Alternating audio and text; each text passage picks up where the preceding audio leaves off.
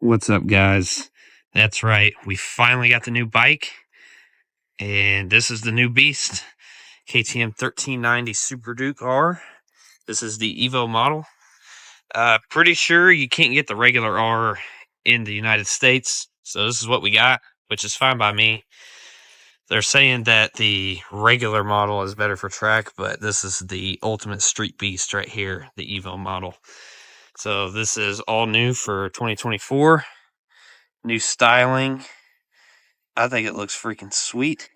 And then the ever so controversial headlight that everybody either loves or hates. I think it looks pretty good. I know a lot of people who say they don't like it, but whatever. I really like it. So we're going to take it out for our first impressions here. I've done, I think, about 360 miles on it so far, just trying to get it broke in. And all I can say is, wow, this thing is freaking amazing. We're going to take it out with the Street Fighter V4. If you saw the last video here, we got that nice SC Project exhaust. Thing is looking sweet. The other side of it's turning blue. Look how pretty that looks. It looks awesome. So hopefully here soon we'll get a pipe like that for this thing. Right now it's bone stock. Not a single thing has been done to it. Still got the stock tail, stock exhaust, everything. It is in demo mode, so we can show you guys the tech features of it. But that's enough talking for now. Let's go get riding.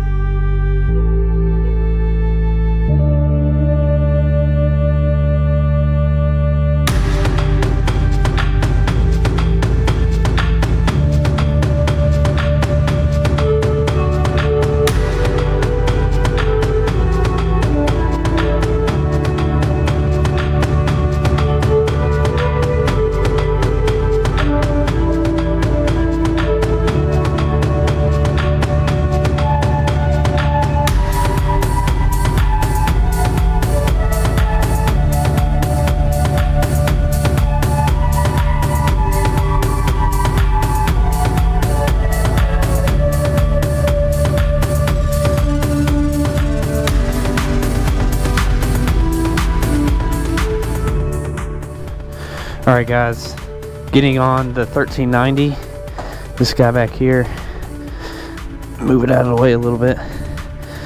So this bike is the first bike I've had that doesn't actually have a key. So this thing is keyless, so to turn it on, no key, hit the unlock button. 30 years of Duke animation, and then just one tap, starts the bike. Sweet. So we got 332 miles on it so far. I played around with the modes. So if we go in, God, that Ducati is loud. So we go through the menu real quick. We got ride modes here. You got rain, street, sport, track, and performance. I really like the performance mode. It's the most customizable. So in the performance mode you get the slip adjuster, throttle response, engine braking, anti-wheelie, factory start, launch control. You can do the ABS mode. And in the performance mode and track mode you actually don't get the motor slip regulator, you just get traction control and the quick shifter. So we'll go back. You got your suspension modes. I like to keep it on automatic. Just because I don't really feel too big of a difference between them until you get up to like the track modes here. So there's so many different presets. You got Pro 1, 2, and 3, Track 1, 2, and 3. You have your preload adjustment. I just keep it on standard, and then anti-dive for the braking. It's bike info, trip info. You can hook your phone up to it for audio, calls, and then just some settings things here. So that's pretty nice. You can see it has all your different presets down here, what you're set at. So in performance mode it gives you all that. So I think we're good to get on the road here. So we're gonna go to the gas station, get that thirsty Ducati some gas. So we get rolling here. This thing is super comfortable. The seat is nice, flat, and soft. So we're gonna take the back way here. So the seating position is ultra comfortable. If you're used to a cruiser or something, you might not think this is super comfortable, but your legs aren't super high. The pegs are pretty nicely placed. They're not super high, they're not super low. The bars are low, but they're not super far in front of you. So you're leaned over slightly, just enough to get yourself over to front, but not so much that it's going to hurt your wrists and your back. So the throttle is also very smooth in street mode. I have put it in track mode once, and it is an absolute beast. So if you're looking for a little more comfort, you might want to keep it in street.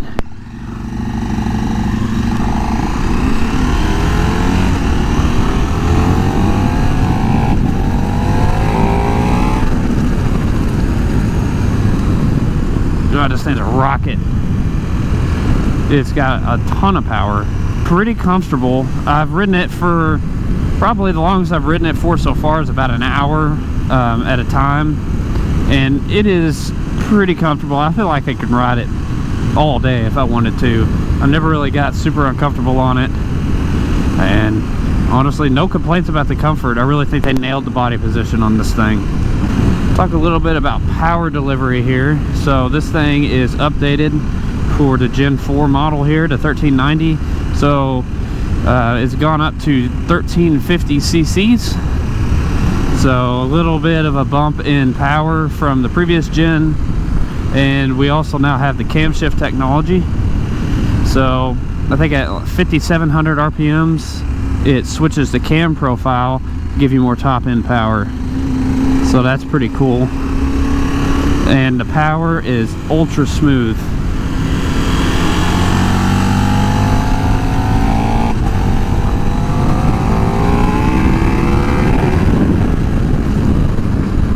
Sometimes I do notice sometimes the quick shifter doesn't want to do anything. Sometimes you hit the shifter and it just bucks and it doesn't go nowhere. So you really got to put a lot of effort into that shifter. Just the first little note there as we move on in the transmission. 6-speed transmission. It does have a quick shifter and auto blipper.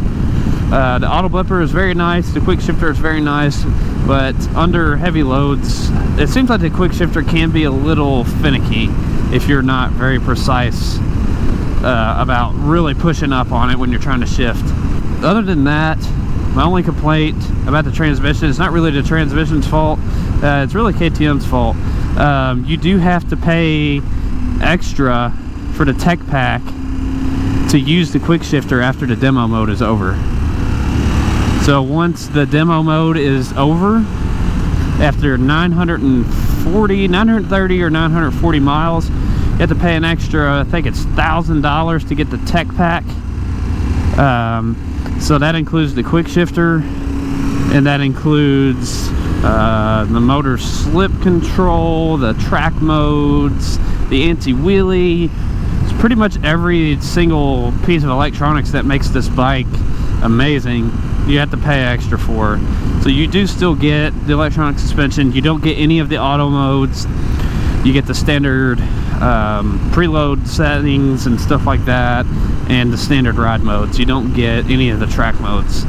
So that's something to consider when buying this bike. If you don't want to pay the extra $1,000 that it costs to get all the electronics, then maybe you want to look elsewhere. But I will say, compared to the Ducati, like the V4S with the electronic suspension and everything, this bike is still a lot cheaper than that bike. So I think this bike was around, it was around 23.5-ish out the door. And the Ducati, the V4S, would probably be a little over 30,000 out the door. So you are saving quite a bit. The tech pack will also add another $1,000 onto that 23.5, so it'll be about 24.5 out the door for one of these fully kitted out. The brakes are amazing on the bike. It has the Brembo Stylemas up front with an updated Brembo master cylinder. So pretty much everything on this is Brembo. The front master cylinder, the rear master cylinder is Brembo. Even the clutch master cylinder is Brembo, and it comes with the Brembo levers, so the levers are really nice and smooth. I really do like the levers. You get a lot of adjustability, and you even have sensitivity adjustments on the brake lever. There's a lot of power sitting right there. 200 horsepower super bike, 190 horsepower super naked. Well, super bike in a naked form. It depends on where I ride on this thing. You have to fill it up a lot. I've put like 320, 330 miles on it. I've already filled it up 3 times. So it is kind of a gas hog. So the fuel gauge is kind of weird on this thing, guys. This line right here, you see it's almost kind of lined up right here with the red line. So I almost thought that was just like the rev range, but that's actually the fuel gauge. And it also gives you a readout here of how many miles you got left, and that's totally inaccurate. Literally useless. Man, this bike does pretty good on the highway. You can't really cruise in 6th gear. If you do, I mean, you can, but you could tell the engine's being lugged a little bit. It's shaking, like you can see it. Like it's shaking. So if you put it in 5th, it really likes being in 5th, going around 60. And this bike also has cruise control.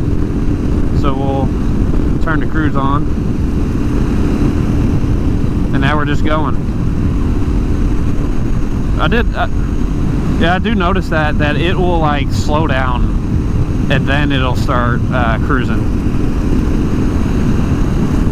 So it's not adaptive cruise or anything like a fancy touring bike, but it has cruise.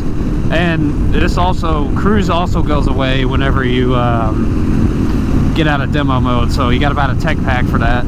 I think that's kind of dumb. They have a dedicated button for cruise on the handlebars, but you have to buy that feature.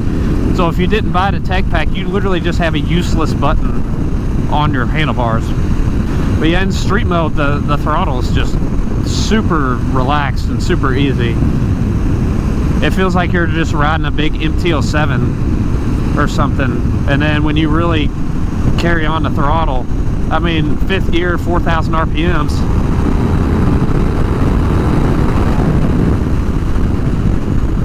Still got decent pickup. I mean, it's not anything crazy. It's not like it's fucking about to blow you off the bike or anything, but it still has decent pickup. It definitely likes to be around that 5,000–6,000 range to really get that crazy torque. If you're anything lower than that, yeah, it has good torque, but it's not like rip your face off torque. The mirrors suck. Like I could see out of this one, but yeah, I could see you. You're like perfectly in my mirror right there. This, yeah, I could see your helmet, but I had to go like this. I had to, my elbow's getting away really bad.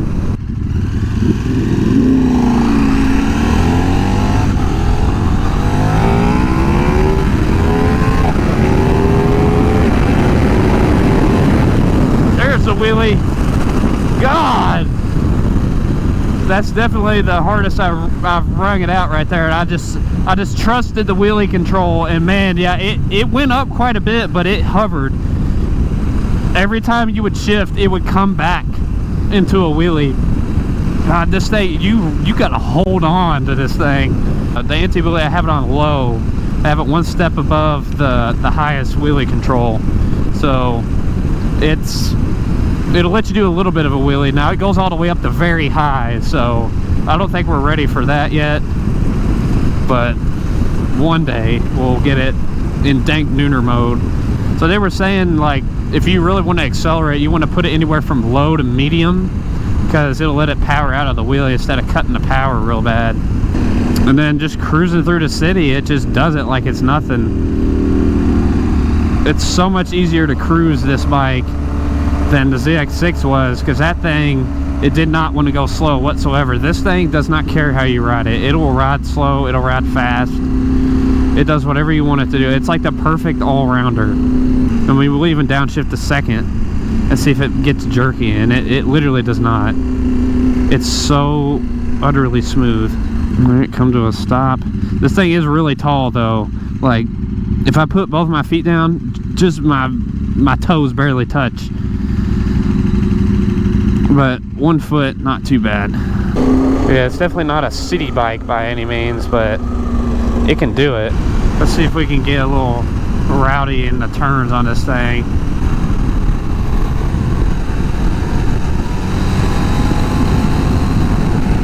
Man, this thing just turns and holds the line like no other.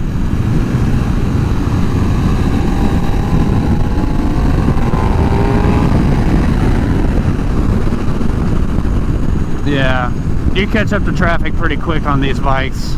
It's crazy. You go hauling into a turn on this thing and it feels so effortless. It's like, man, I feel like I should be putting way more effort into this, but it just does it. It just falls over.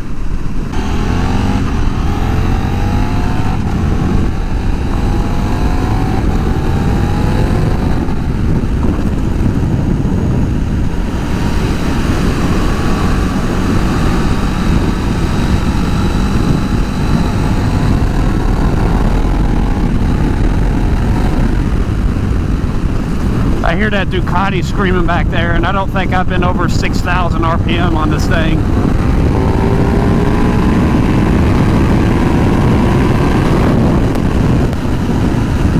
All right. So about to get on the highway for the second time because my GoPro decided I wasn't recording. This thing is so quiet, dude.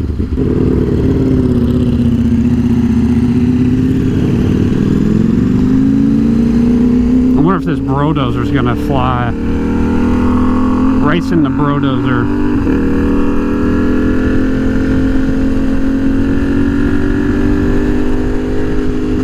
He's definitely not getting it.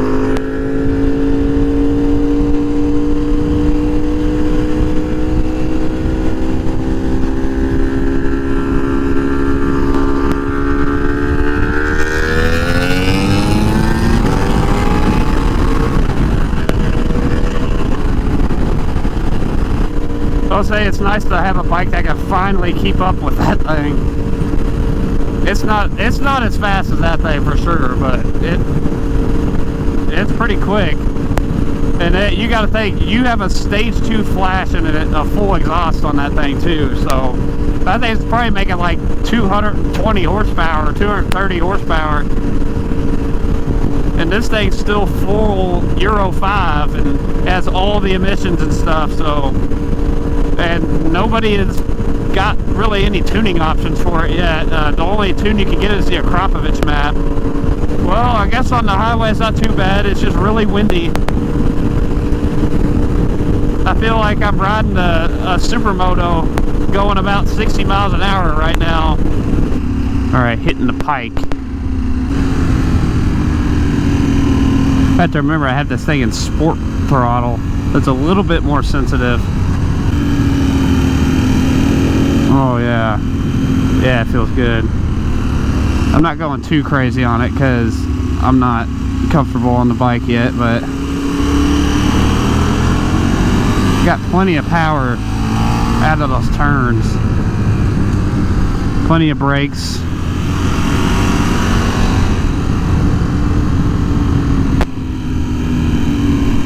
No, they're actually extremely linear.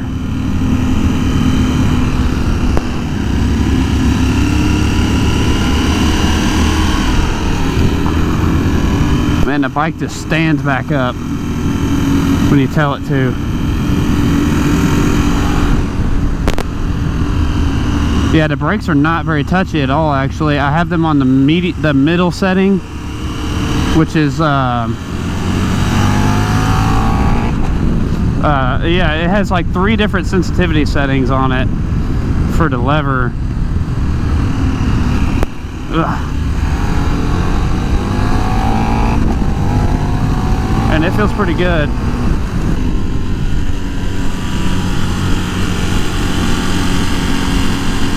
God, dude, this thing just plants itself in the turn.